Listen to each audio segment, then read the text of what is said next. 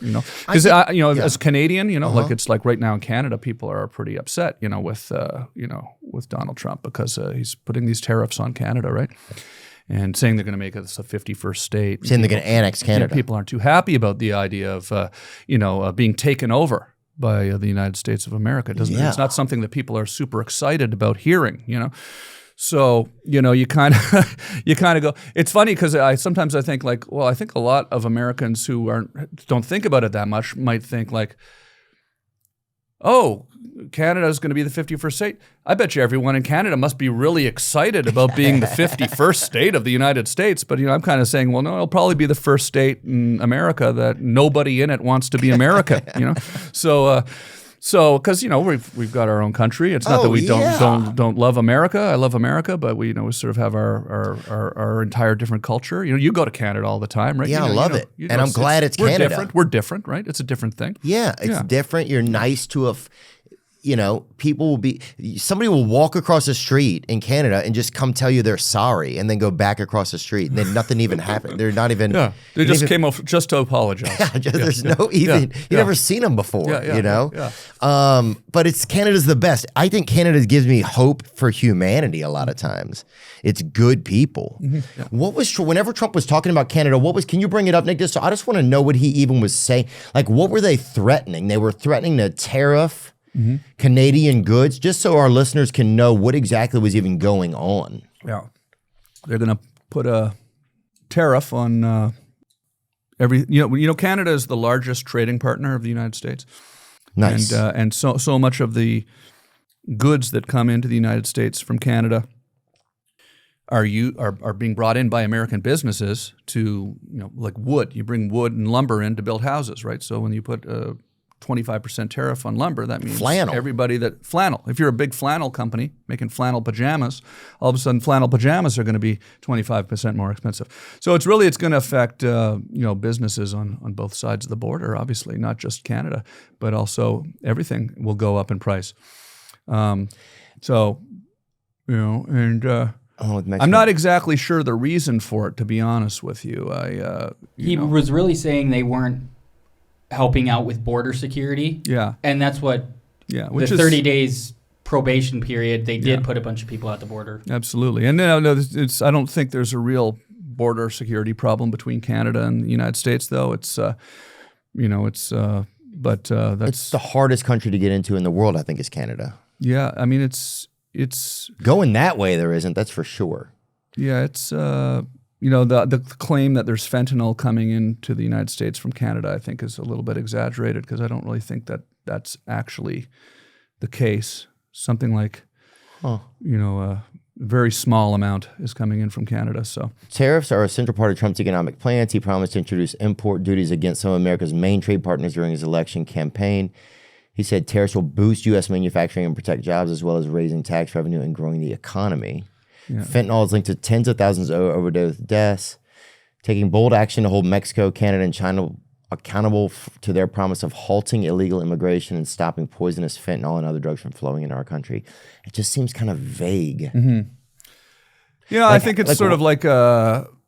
But like, what would you do? Like, I'm trying to say if you bring a bunch of stuff into my country, right? Mm-hmm. Say if you and I live in different countries and you bring a bunch of stuff into my country, or I bring a bunch of stuff in your country, and then you say, okay, I'm going to tax that more. I'm going to charge you more to bring that in if you don't help stop the fentanyl that's coming in. Mm-hmm.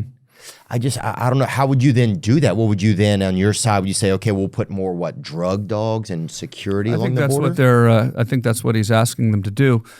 I think we already do have, again, I'm not a representative of the Canadian government, but I do think that we already do have a lot of.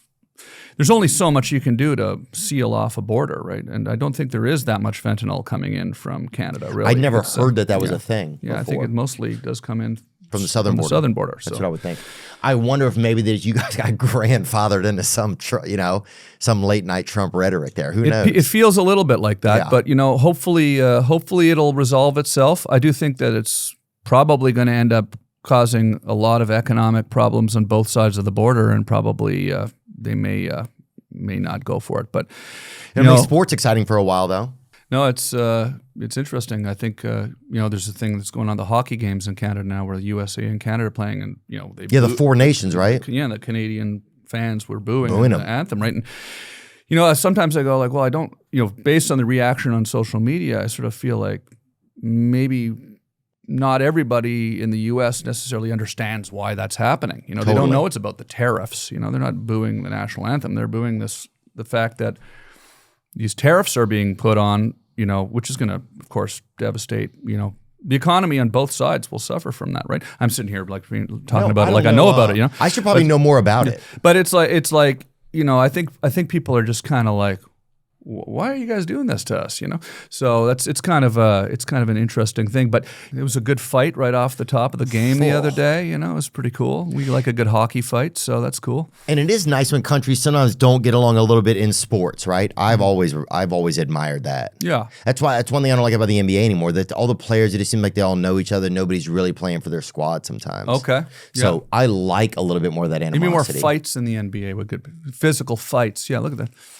Oh, definitely. I believe both those players are American, too. I'm not sure how quickly awesome. Your researcher can tell us that. But even though the Canadian team...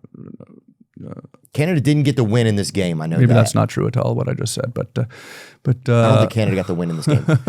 But that's okay. Yeah, we lost the game, absolutely, which is really kind of... I know. But it is nice to see everybody having a good time watching a hockey fight, for sure. Yeah. Absolutely. So... What's do you remember the first time you went to Canada? Was Vancouver. And was that and I slept at a recently or brothel or a hostel. I slept at a hostel. Okay, yeah.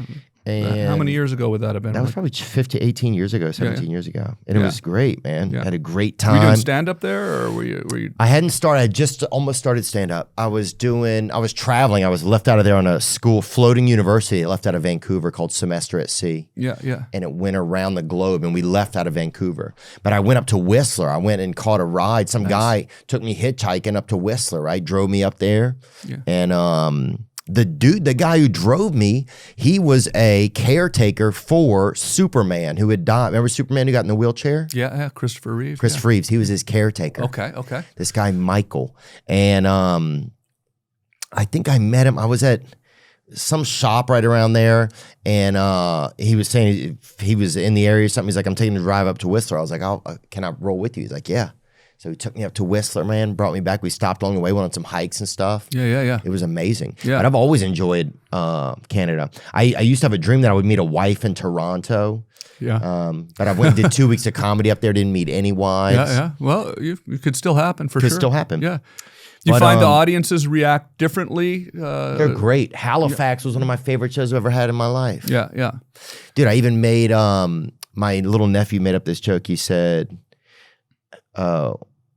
I told it on stage. I was like, yeah, I heard one time that there wasn't any more fish up here. And so they changed the name to No Fish Scotia. And nobody laughed, right? Sure. But still, it was fucking fun. No, that's why I'm laughing, because I can imagine the reaction. Sometimes there's something great when they don't laugh. No, also. sure. There's some little thing in there. It's like, oh, that's pretty good. Yeah, absolutely. Yeah. But yeah, always had a great love for Canada. I think it's bizarre that Trump would say something like that, and it's also like, but what do you expect out of him, And what do you expect about the media to spotlight things and make it whatever it is, even if it's a seed of something, to grow it into a million plants, Yeah.